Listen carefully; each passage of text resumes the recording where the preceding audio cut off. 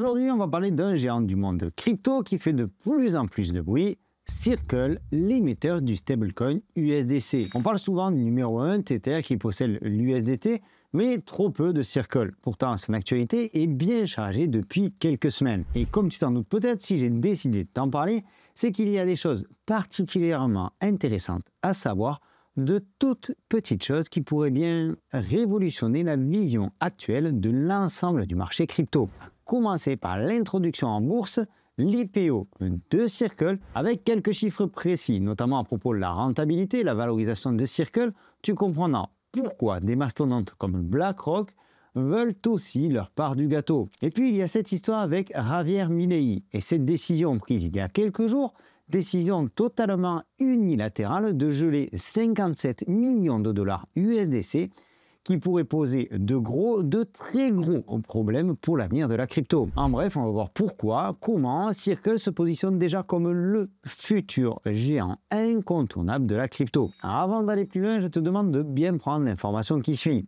Bitpanda, notre partenaire pour entre autres cette vidéo, est une start-up autrichienne fondée en 2014 à Vienne par Eric, Paul et Christian. Ils ont toujours la même obsession en tête depuis 10 ans, rendre l'investissement accessible à tous, du débutant à l'investisseur chevronné. Avec plus de 5 millions d'utilisateurs, Bitpanda propose plus de 3000 actifs, plus de 500 cryptos, dont Bitcoin, Ethereum, Solana ou encore le Doge, mais aussi des actions, des ETF, des métaux précieux et même des indices crypto. Et avec plus de 700 paires d'échanges disponibles, tout se fait en quelques clics via une application ultra intuitive. Ce qui distingue Bitpanda des autres plateformes, tu l'auras compris, c'est sa facilité d'utilisation.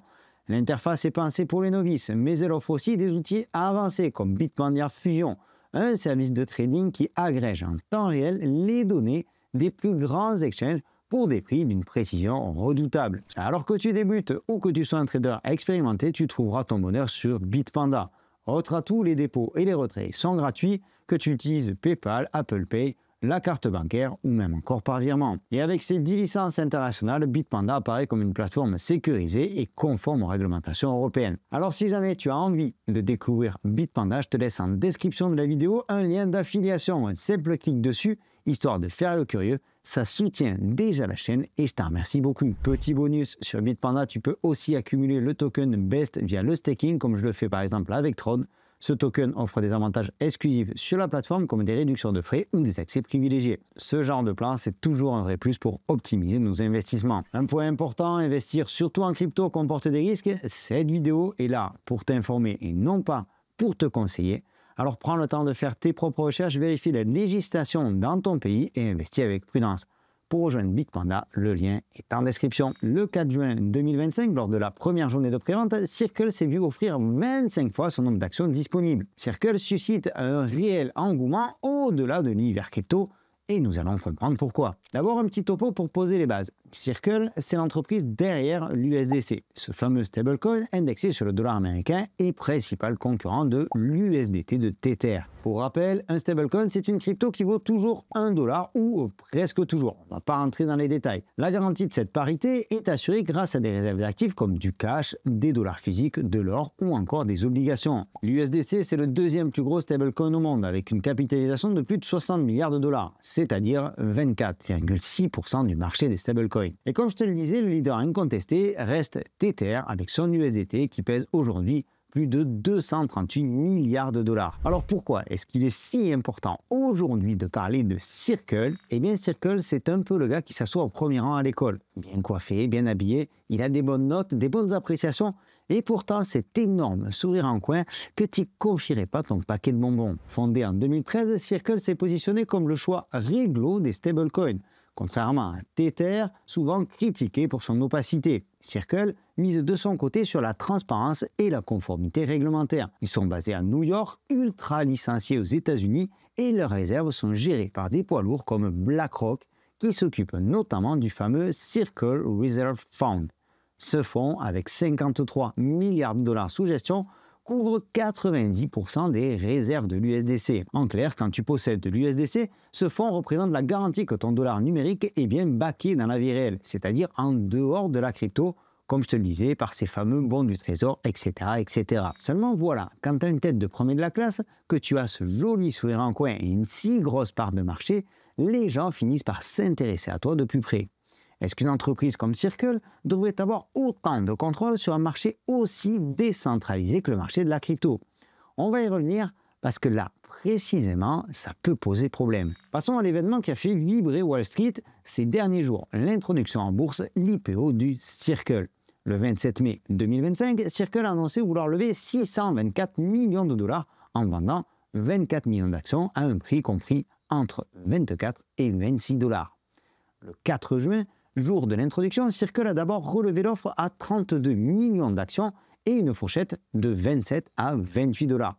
Le but étant alors de lever 896 millions de dollars. Sauf qu'il a fallu relever encore une nouvelle fois cette offre et aller jusqu'à 34 millions d'actions pour un prix final de 31 dollars par action. L'entreprise devait alors avoir une valeur marchande de 6,9 milliards et une valeur entièrement diluée de 8,1 milliards de dollars. Ce jour-là, Circle a levé 1,1 milliard de dollars, bien plus que les 896 millions prévus au départ. Circle est désormais coté sous le ticker CRCL au New York Stock Exchange. Le 5 juin 2025, l'action Circle ouvrait à un prix de 64 dollars. Quelques minutes plus tard, son prix explosait au-delà des 100 dollars avec un plus haut à 103,75 dollars. Le lendemain, l'action poursuivait sa hausse jusqu'à plus de 120 dollars, soit un prix multiplié par 4 par rapport à l'IPO. Alors je ne sais pas si tu en as conscience, mais on est sur des chiffres absolument exceptionnels pour une boîte crypto. Circle avait déjà essayé sans succès de devenir public une première fois en 2022. Cette fois-ci, ils reviennent en force, soutenus par des géants comme Goldman Sachs, JP Morgan et Citigroup comme principaux souscripteurs à l'IPO. Et devine qui veut aussi mordre dans ce joli gâteau, je t'en ai parlé à demi-mot, BlackRock, le plus gros gestionnaire d'actifs au monde, avait prévu d'acheter 10% des actions de l'IPO. Alors à l'heure où j'enregistre cette vidéo, l'IPO est terminé, mais il n'y a eu aucune information quant à la position de BlackRock. On ne sait pas s'ils ont finalement fait l'acquisition des fameux 10%, peut-être un petit peu plus, peut-être un petit peu moins. Quoi qu'il en soit, ils ne sont pas seuls. Ark Invest de Cathie Wood avait prévu d'injecter 150 millions de dollars dans l'opération. Donc quand tu vois de si grosses pointures de la finance traditionnelle s'intéresser à une boîte crypto, tu comprends vite que derrière, il y a forcément quelque chose de très lourd. Pour entrer un petit peu plus dans les détails, Circle ne va pas empocher tout l'argent de l'IPO. Sur les 1,1 milliard, seulement une partie iront directement dans les caisses de la boîte. Le restant, c'est pour les actionnaires existants, comme le PDG Jérémy Allaire, qui en profite au passage pour vendre ses parts. Donc en gros, l'IPO, c'est autant une opportunité pour Circle de lever des fonds pour son développement futur que pour les insiders, les fondateurs, de prendre un joli billet.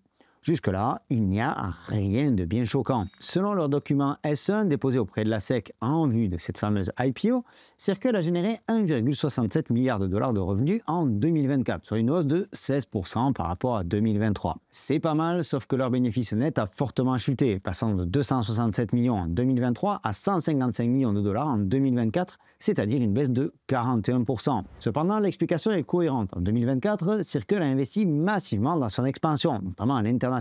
Ils ont par exemple obtenu une licence à Abu Dhabi. La solution de lever des fonds via une introduction en bourse fait donc parfaitement sens pour Circle s'ils veulent continuer à se développer. Depuis juin 2022, la société émet un stablecoin en euros. Après avoir été l'un des premiers acteurs à se mettre en conformité avec le règlement européen sur les marchés des cryptoactifs MiCA pour étendre ses activités sur le vieux continent.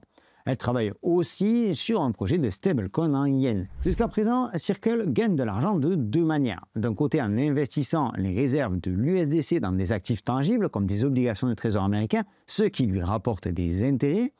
Puis, il y a l'USDC en circulation. Plus il y a d'USDC en circulation, plus les réserves sont grosses et plus les intérêts s'accumulent. Ensuite, il gagne de l'argent sur tous les frais qu'il prélève ici et là.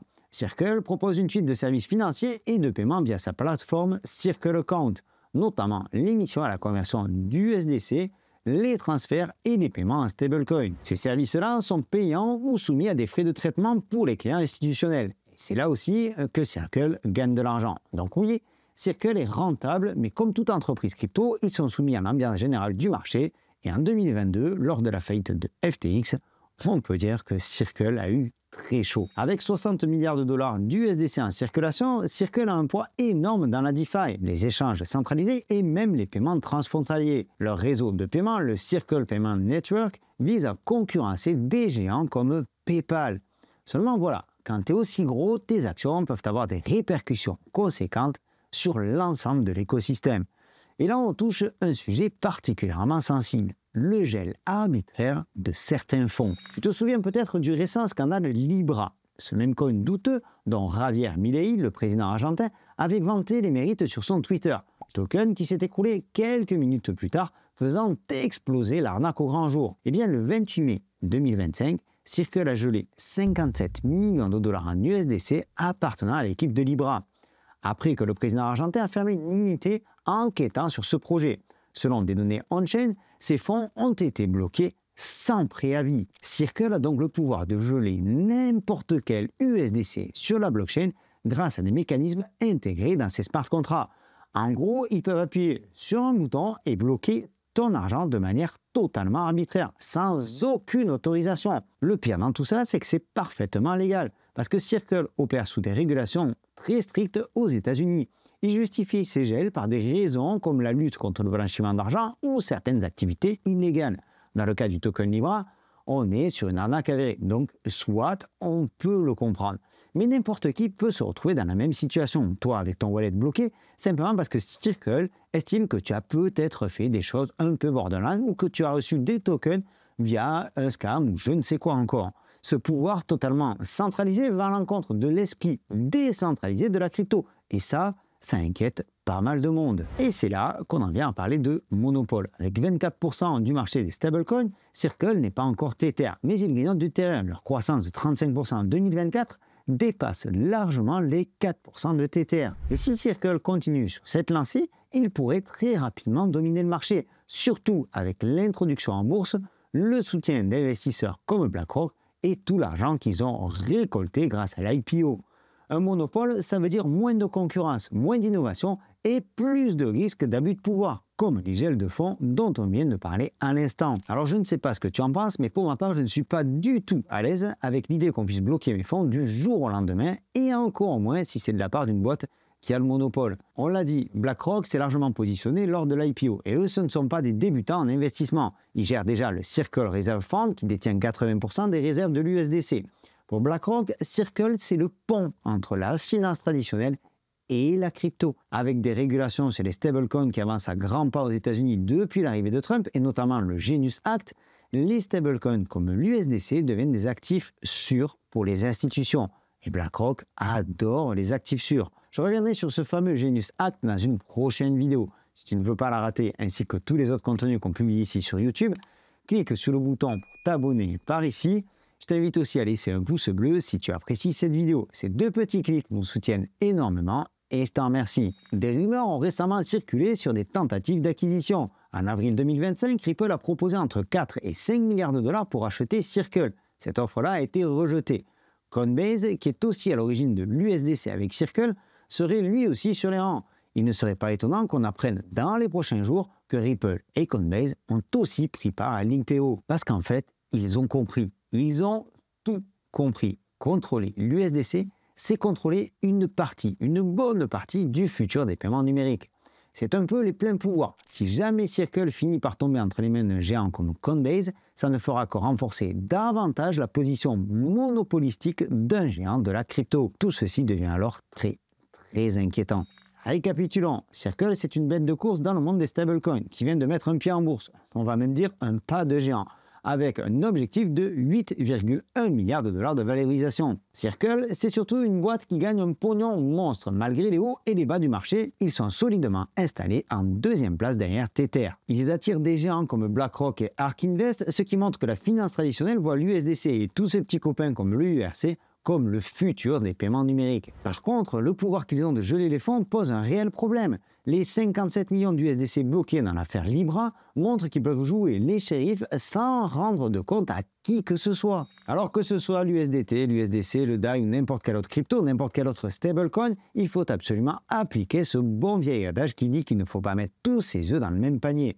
Comme pour les wallets, comme pour les exchanges, on diversifie, on répartit, on ne met pas tout en USDC, on ne met pas tout en USDT. J'espère que le contenu de cette vidéo t'a plu, qu'il t'a apporté une nouvelle vision et de nouvelles informations sur l'univers de la crypto. J'espère que tu comprends un petit peu les rouages qui se cachent derrière cette introduction en bourse de Circle. C'était Sylvain, je te donne rendez-vous dans une prochaine vidéo. D'ici là, prends soin de toi et de tes cryptos. Ciao!